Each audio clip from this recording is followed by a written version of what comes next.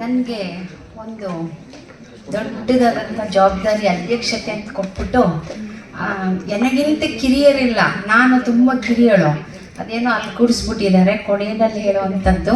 So ಎಲ್ಲರೂ ಎಲ್ಲವನ್ನೂ ಹೇಳಿದ್ದಾರೆ, ಹೇಳಲಿಕ್ಕೇನೂ ಉಳಿದಿಲ್ಲ. ಹಾಗಾಗಿ ಅವ್ರು ಎರಡು ಮಾತು ಹೊಂದಿದ್ದಾರೆ, ಹೋಗ್ಬಿಡ್ಲಾ? ಸೊ ಮೊದಲಿಗೆ ನಾನು ಹರ್ಷ ಮತ್ತು ಮಮತಾ ಇವರ ತಂಡಕ್ಕೆ ಅಭಿನಂದನೆಗಳನ್ನು ಹೇಳ್ತಾ ಇದ್ದೇನೆ. ಬಹಳ ಸುಂದರವಾಗಿ 3 ದಿನಗಳ ಈ ಕಾರ್ಯಕ್ರಮವನ್ನು ಆಯೋಜಿಸಿದ್ದಾರೆ. ನಿಜ ಕಾವ್ಯಕ್ಕೆ ಅಂತಹ ಶಕ್ತಿ ಇದೆ. ಇವ್ರು ಹೇಳಿದ್ರು ಸಾಹಿತ್ಯವೇ ಹಾಗೆ, ಸಾಹಿತ್ಯ ಮಿಡಿಯುತ್ತೆ. ಯಾವುದೇ ದೇಶದ ಸಾಹಿತ್ಯ ಆಗಿರ್ಬೋದು, ಯಾವುದೇ ರಾಜ್ಯದ ಸಾಹಿತ್ಯ ಆಗಿರ್ಬೋದು, ಸ್ಪಂದನೆಗಳಿರುತ್ತೆ. ಯಾಕಾಗಿ ಸಾಹಿತ್ಯಕ್ಕೆ ಇಂತಹ ಸ್ಪಂದನ ಸಿಕ್ಕಿದೆ ಅದನ್ನು ನಾವು ತಿಳ್ಕೋಬೇಕಾಗಿದೆ. ಅದೇ ರೀ ಸಾಹಿತ್ಯದಲ್ಲಿ ಅರಿವು, ಬುದ್ಧಿ, ಜ್ಞಾನನೇ ಅರಿವು ಅಂತ ಹೇಳ್ತೀವಿ. ಬುದ್ಧಿ, ಅರಿವು ಮತ್ತು ಭಾವನೆ ಇದೆ. ಭಾವನೆ ಇರೋದ್ರಿಂದ ಮಾತ್ರ ಸಾಹಿತ್ಯ ಗ್ರೇಟ್ ಅಂತ ಹೇಳ್ತೀವಿ. ಅದೇ ನಮ್ಮ ಸೋಷಿಯಲ್ ಸೈನ್ಸ್ ತಗೊಂಡಾಗ ಆ ಸೋಷಿಯಲ್ ಸೈನ್ಸ್ ಅಲ್ಲಿ only we have to see the awareness and the intelligent, that's all. There is no feelings, but here we have to see the feelings in literature. So that's why ಸಾಹಿತ್ಯ, literature is very popular, or we have to say it is a very high. ತುಂಬ ದೊಡ್ಡ ಮಟ್ಟದಲ್ಲಿ ಇರುವಂಥದ್ದನ್ನು ಸಾಹಿತ್ಯ ಅಂತ ನಾವು ಕರೀಲಿಕ್ಕೆ ಇಷ್ಟಪಡ್ತೇವೆ. So ಸಾಹಿತ್ಯಕ್ಕೆ ಅಂತ ಒಂದು ಶಕ್ತಿ ಇದೆ, power. It is a power, really we have to say it's one huge power. So this has shows to humanity. Humanity, feelings means it has shows to humanity, we feels. So India is one of several kinds of India who have several kind of culture, but we have to say India is integrity ಅಂತ ಹೇಳ್ತೀವಲ್ವಾ. ಎಷ್ಟೊಂದು ಸಂಸ್ಕೃತಿ ಇದೆ ಭಾರತದಲ್ಲಿ, ಆದರೂ ನಾವು ಒಂದೇ India ಅಂತ ಹೇಳ್ತೀವಿ. ಹಾಗೆ ಇದು ಕೂಡ ಹಾಗೆ ಸಾಹಿತ್ಯದಲ್ಲಿ ಫೀಲಿಂಗ್ಸ್ ಯಾಕೆ ಇವೆಲ್ಲ ಬರ್ತವೆ ಅಂದರೆ ಹ್ಯುಮ್ಯಾನಿಟಿ ಅಷ್ಟೇ. ಇದನ್ನೇ ರೀ ಬಸವಣ್ಣನವ್ರು ಹೇಳಿದ್ದು, ಇದನ್ನೇ ರೀ ಬುದ್ಧ ಹೇಳಿದ್ದು ನಮಗೆ. ಸೊ ಬುದ್ಧ, ಬಸವಣ್ಣನ ಅನುಯಾಯಿಗಳಾದ ಶರಣರು 1,96,000 ಶಿವಶರಣರು ಎಲ್ಲರ ವಚನಗಳನ್ನು ನೋಡಿದಾಗಲೂ ನಮ್ಗೆ ಇದೇ ಸಿಗ್ತದೆ ನೋಡ್ರಿ. ಇದೇ ಸಾಹಿತ್ಯ ಸಿಗ್ತದೆ ನಮಗೆ. ಏನಂದ್ರೆ ಮನುಷ್ಯನನ್ನ ಆತ್ಕೋಬೇಕು ಅಂತ. ಆ ಲಿಂಗಾಯತ ಧರ್ಮ ಅಥವಾ ಆ ಲಿಂಗ concept that has shows to equality. Of course we have in Indian constitution in our preamble, that is we have the democracy stand by 3 pillars: equality, liberty and the fraternity. Equality, liberty, ಫೆಟರ್ನಿಟಿಯ ಮೇಲೆ ನಮ್ಮ ಪ್ರಜಾಪ್ರಭುತ್ವ ನಿಂತಿದೆ ಅಂತ ಹೇಳ್ತೀವಿ. What is the equality? It was in our 12th century. Basavanna 12ನೇ ಶತಮಾನದಲ್ಲಿ ಇತ್ತು. ಬಸವಣ್ಣನ ಕಾಲದಲ್ಲಿ ಈಕ್ವಾಲಿಟಿ ಇತ್ತು ರೀ, ಪ್ರಜಾಪ್ರಭುತ್ವ ಅವತ್ತೇ ಬಂದಿತ್ತು. 12ನೇ ಶತಮಾನದಲ್ಲಿ ಕರ್ನಾಟಕದಲ್ಲಿ ಇತ್ತು ರೀ ಪ್ರಜಾಪ್ರಭುತ್ವ. ಇವತ್ತು ನಾವು ಕಾನ್ಸ್ಟಿಟ್ಯೂಷನ್ ಅಲ್ಲಿ ಬರ್ಕೊಂಡಿದ್ದೀವಿ ಅದನ್ನ. ಸೊ ಸಂವಿಧಾನದಲ್ಲಿ ಅದರ ಮೇಲೆ ಕಾನೂನುಗಳನ್ನ ಮಾಡ್ತಾ ಇದ್ದೀವಿ. ಸಂವಿಧಾನದಲ್ಲಿ ಬರ್ಕೊಂಡಿದ್ದೀವಿ ಈಕ್ವಾಲಿಟಿ, ಲಿಬರ್ಟಿ. ಪಂಪನನ್ನ ನಾವು ತೆಗೆದುಕೊಂಡಾಗ ಅಲ್ಲಿ ನಮಗೆ ಕಾಣಿಸ್ತದೆ ರೀ, ಪಂಪ ಹೇಳ್ತಾನೆ ನಮ್ಗೆ ಈಕ್ವಾಲಿಟಿ ಬಗ್ಗೆ. ಏನಂತ? ಕುಲಂ ಮಲ್ತು ಛಲಮೇ ಕುಲಂ, ಅಭಿಮಾನ ಕುಲಂ, ಅಣ್ಬು ತಾನೊಂದೇ ಕುಲಂ ಅನ್ನೋ ಪದ್ಯವನ್ನ ಪಂಪ ಬರೀತಾನೆ. ಕುಲಂ ಏನ್ರಿ? ಕುಲ ಅಂತ ಸಾಯ್ತೀರಾ? ಕುಲ ಅನ್ನೋದು ಕುಲ ಅಲ್ಲ ರೀ. ಕುಲಂ ಮಲ್ತು ಛಲಮೇ ಕುಲಂ. ಛಲ ಅನ್ನೋದು ರೀ ಕುಲ.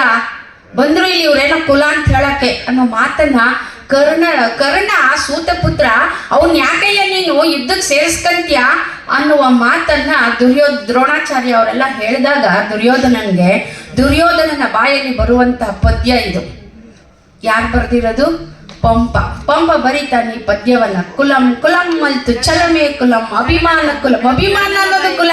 ಒಬ್ಬ ಮನುಷ್ಯನನ್ನ ನಾವು ಅವನ ಅಭಿಮಾನ, ಅವನ ಛಲ ಮತ್ತು ಅವನ ಸಾಧನೆ, ಅಣ್ಬು ಅಂದ್ರೆ ಸಾಧನೆಯನ್ನ ನೋಡಿ ನಾವು ಗುರುತಿಸ್ಬೇಕ್ರಿ ಅನ್ನೋ ಮಾತನ್ನ ಹೇಳ್ತಾನೆ. ಸೊ ಈ ಮಾತನ್ನ ಅವನ ಬಾಯಲ್ಲಿ ಬರ್ಸಿದಾಗ ಆಮೇಲೆ ನಮ್ಗೆಲ್ರಿಗೂ ಗೊತ್ತಿರೋದು ಪಂಪಂದು ಒಂದು ವಾಕ್ಯ, ಮನುಷ್ಯ ಜಾತಿ ಒಂದೇ ಅಲ್ಲವೇ? ಮನುಷ್ಯ ಜಾತಿ ತಾನೊಂದೇ ವಲಂ ಅನ್ನುವ ಪ್ರಶ್ನೆ, ಮನುಷ್ಯ ಜಾತಿ ಒಂದೇ ಅಲ್ಲವೇ? ಹೀಗೆ ಬೇಕಾದಷ್ಟು ಬರುತ್ತ್ರಿ ಸಾಹಿತ್ಯದಲ್ಲಿ. ಅದು ಕವಿತೆಯಲ್ಲಿ ಒಂದು ರೂಪಕಗಳು ಇರಬೇಕು, ನಿಜ. ಆ ರೂಪಕಗಳನ್ನ ಮೀರಿ ಬರೆಯುವಂಥವ್ರು ಕೂಡ ಇದ್ದಾರೆ ಇಲ್ಲಿ. ಆ ಥರ ನಾವು ಒಂದು ಗೆರೆ ಹಾಕ್ಲಿಕ್ಕೆ ಆಗೋದಿಲ್ಲ. ಬಟ್ ರೂಪಕ ಸಾಮ್ರಾಜ್ಯ ಚಕ್ರವರ್ತಿ ಬರೆದಂತಹ ಯಾರು? ನಮ್ಮ ಕುಮಾರವ್ಯಾಸನನ್ನು ನಾವು ರೂಪಕ ಸಾಮ್ರಾಜ್ಯ ಚಕ್ರವರ್ತಿ ಅಂತ ಕರಿತೀವಿ. ಅವನು ಬರೆದಂತಹ ಕಾವ್ಯ ತೆಗೆದುಕೊಂಡಾಗ ಅಲ್ಲಿ ಬರುವಂಥದ್ದು ಕಾವ್ಯ ಯಾವಾಗಲೂ ಎಲ್ಲರೂ ಹೇಳ್ತಿರ್ತಾರೆ ರೂಪಕದಲ್ಲಿರಬೇಕು. ಒಬ್ಬ ಚಿತ್ರಕಾರ ಚಿತ್ರವನ್ನು ಬಿಡಿಸ್ತಾನಲ್ಲ, ಆ paintings, what we have to see the paintings, that paintings are shows to what the painter is there in their thoughts. ಅವನ ಥಾಟ್ಸ್ಗಳು ಆ ಪೇಂಟಿಂಗ್ ಅಲ್ಲಿ ಇರುತ್ತೆ. ಇನ್ ದ ಸೇಮ್ ವೇ ಅವ ಪೊಯೆಟ್, ನಮ್ಮ ಪೊಯೆಟ್ ಅಲ್ಲೂ ಕೂಡ ಹಾಗೆ ಒಂದು ಚಿತ್ರ ಇದೆ, ದಟ್ ಈಸ್ ಕಾಲ್ಡ್ ರೂಪಕ, ಉಪಮೇಯ ಅಂತ ಕರಿತೀವಿ. ಆ ರೂಪಕ ಮತ್ತು ಉಪಮೇಯಗಳನ್ನ ಇಟ್ಕೊಂಡು ಕಾವ್ಯಗಳನ್ನ ರಚಿಸಿದಾಗ ಬೇಗ ಜನರಿಗೆ ಮುಟ್ಟುತ್ತೆ ಅನ್ನುವ ಒಂದು ಮಾತು ಹಿರಿಯರಲ್ಲಿತ್ತು. ಆದರೆ ಅದನ್ನು ಬಿಟ್ಟು ಕೂಡ ನಾವು ಕಾವ್ಯಗಳನ್ನು ರಚಿಸ್ತಾ ಇದ್ದೇವೆ. ಹಾಗೇನು ಕಾವ್ಯಕ್ಕೆ ಯಾವುದು ಮುಖ ಆಗಿಲ್ಲ, ನಿಜ. ಸೊ ಈಗ ರೂಪಕ ಸಾಮ್ರಾಜ್ಯ ಚಕ್ರವರ್ತಿ ನಮ್ಮ ಕುಮಾರವ್ಯಾಸ ಹೇಗೆ ಬರೀತಿದ್ದಾರೆ, ಅವನು ರಿಯಲಿ ಈಸ್ ಒನ್ ಆಫ್ ಏನು ಡೈರೆಕ್ಟರ್ ಅಂತ ಏನ್ ಕರಿತೀರ, ಸಿನಿಮಾ ನಿರ್ದೇಶಕ. ಅವನು ರೀ ಸಿನಿಮಾ ನಿರ್ದೇಶಕ. ಆ ಕಾಲದಲ್ಲಿ Kumaravyasa he was alive in 500 years ago. So ಅವನಿಗೆ ಅಲ್ಲಿ ಒಂದು ನೋಡ್ರಿ, ಇವತ್ತು ಕ್ಯಾಮ್ರಾಗಳಿದಾವೆ, ಅಲ್ಲಿ ಯಾವ ಕ್ಯಾಮ್ರಾನು ಇರ್ಲಿಲ್ಲ ಕಣ್ರಿ. ಅವನು ಎಷ್ಟು ಚೆನ್ನಾಗಿ ಬರೆದಿದ್ದಾನೆ ಅಂದ್ರೆ, ಇವತ್ತು ನೀವು ಅದ್ಯಾವುದೋ ಸಿನಿಮಾ ಬರುತ್ತಲ್ಲ, ಬಾಹುಬಲಿ ಸಿನಿಮಾ, ಆ ಬಾಹುಬಲಿ ಸಿನಿಮಾ ಏನ್ ಸೂಪರ್ ಆಗಿ ಪಿಕ್ಚರ್ ಮಾಡಿದಾನಪ್ಪ, ಸಖತ್ ಡೈರೆಕ್ಷನ್ ಮಾಡಿದಾನೆ ಅಂತ ಹೇಳ್ತಾ ಇರ್ತೀವಿ ನಾವು.